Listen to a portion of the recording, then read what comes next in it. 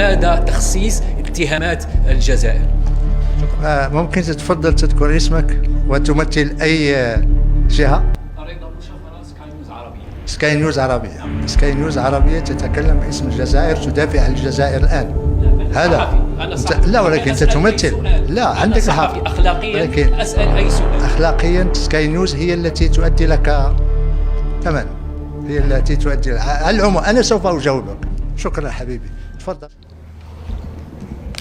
شكرا. قائمة الدول التي تدعم جبهة البوليزاريو في حق تقرير مصيرها طويلة وعريضة من أمريكا الجنوبية إلى إفريقيا، حتى أن جبهة البوليزاريو عضو مؤسس في الاتحاد الإفريقي مثل العديد من الدول. الآن السؤال: لماذا في كل خطاباتكم وتدخلاتكم تتهمون الجزائر، حتى أنه اليوم في مداخلتكم ذكرتم الجزائر أكثر من ذكر جبهة البوليزاريو التي هي الطرف الآخر الأساسي؟ لماذا تخصيص اتهامات الجزائر؟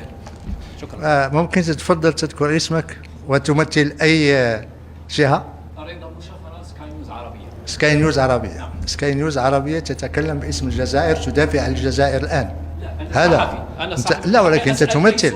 لا، عندك الحق. أخلاقيا ولكن أسأل أي سؤال. أخلاقيا سكاي نيوز هي التي تؤدي لك ثمن، هي التي تؤدي على العموم. أنا سوف أجاوبك.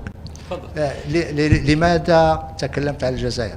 لأن الجزائر هي الدولة الوحيدة التي خلقت البوليزاريو وسلحته ودعمته دبلوماسيا، وهي التي غير هذه السنة يعني خصصت 6 ملايين دولار لللوبينج من أجل البوليزاريو. من أين تأتي شرذمة البوليزاريو بأسلحتها؟ من تندوف. أين توجد الجمهورية المزعومة؟ في تندوف.